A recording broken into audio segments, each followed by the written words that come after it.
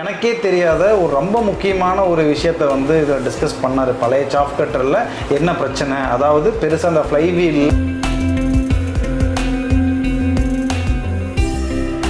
Baahubali soft cutter வேணும்னு சொல்லியிருக்கீங்க sir. ஆமாங்க. ஏற்கனவே ஒரு சாஃப்ட் கட்டர் வச்சுருக்கீங்க. ஆமாங்க. இப்போ அது பாகுபலி சாஃப்ட் கட்டர் வாங்க வேண்டிய எதனால் அந்த அவசியம்? சரிங்க சார்.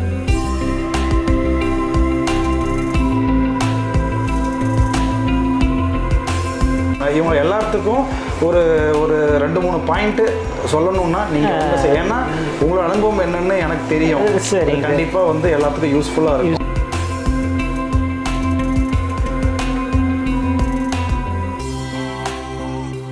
வணக்கம். நம்ம கூட வந்து ஸ்ரீதர் சார் இருக்காரு. இவர் வந்து நம்ம பால்கறவை இயந்திரம் கிட்டத்தட்ட ஒரு 6 வருஷமா வந்து உபயோகிச்சுட்டு இருக்காரு. இப்போ வந்து பாகுபலி சாஃப்ட் கட்டர் வந்து வேணும்னு சொல்லிட்டு பேசிகிட்டு இருந்தோம். அப்போ வந்து எனக்கே தெரியாத ஒரு ரொம்ப முக்கியமான ஒரு விஷயத்தை வந்து இதில் டிஸ்கஸ் பண்ணார். பழைய சாஃப்ட் கட்டரில் என்ன பிரச்சனை, அதாவது பெருசாக அந்த ஃப்ளைவீலில் பெரிய வீலில் வந்து கட் பண்ணுறது தான் எல்லோரும் பெஸ்ட்டு நினச்சிக்கிட்டு இருந்தோம். அது சார் யூஸ் பண்ணிட்டுருக்காரு, எத்தனை வருஷமாக யூஸ் பண்ணுறாரு, அதில் என்ன ப்ராப்ளம், அதில் இல்லாத ஒரு மிகப்பெரிய அட்வான்டேஜ், எங்களுக்குமே புதுசாக நாங்கள் கேட்குற அட்வான்டேஜ் என்ன அப்படின்றத தெளிவாக நம்ம சார்ட்டே கேட்டுடலாம். சார் வணக்கம். வணக்கம்ங்க. உங்கள் பேர்? ஸ்ரீதரனுங்க என்னுடைய பேருங்க. நான் பொள்ளாச்சி தாலுக்கா கொண்டையொண்டன்பாளையங்கிற வில்லேஜில் இருக்கிறேங்க. 10 மாடு வச்சு பால் பண்ண வச்சு நடத்திட்டு இருக்கிறேங்க. சார் மில்கிங் மிஷின் வந்து நம்ம கிட்ட எப்போ வாங்கினீங்க? நான் ஒரு 6 வருஷத்துக்கு முதல்ல வாங்கினேங்க சார். ஓகே. எப்படி என்னென்ன ப்ராப்ளம் ஃபேஸ் பண்ணீங்க சார்? எப்படி சர்வீஸ் எப்படி இருக்கு? சர்வீஸ் எல்லாம் நல்லா இருக்குங்க சார். எதிர்பார்த்ததோடவே நல்லா இருக்குங்க. மிஷினில் சின்ன சின்ன பிரச்சனை வரும், சார் கூட கலந்து அது எல்லாமே சரி பண்ணிட்டுங்க. ஓகே. இப்போ வந்து ஏன்னா இப்போ பாகுபலி சாஃப்ட் கட்டர் வேணும்னு சொல்லியிருக்கீங்க சார். ஆமாங்க.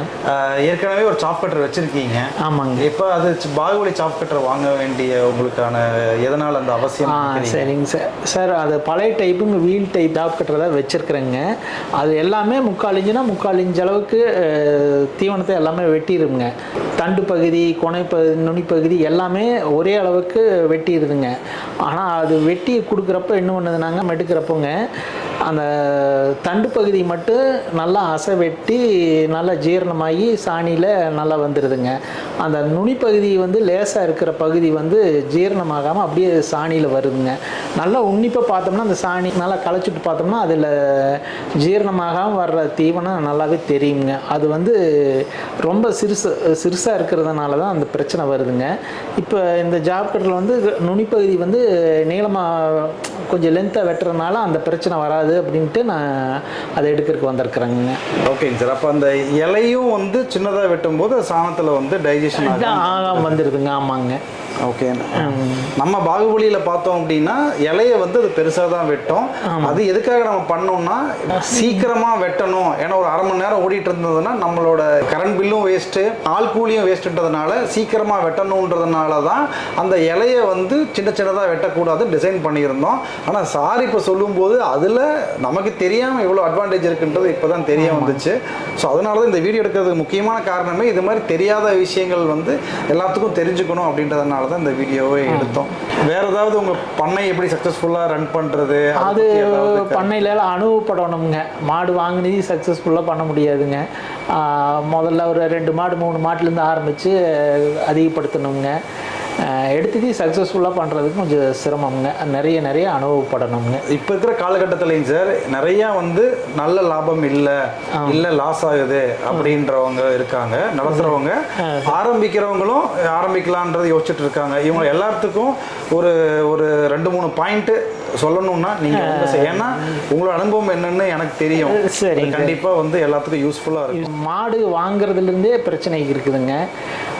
மாடு பெரிய மாடு அதிகமாக கறக்கும்னு சொல்லி நம்ம வாங்குவோங்க. அப்படியெல்லாம் வாங்கக்கூடாதுங்க. அந்த மடியினுடைய அமைப்பு இதெல்லாம் பார்த்து தான் வாங்கணுங்க.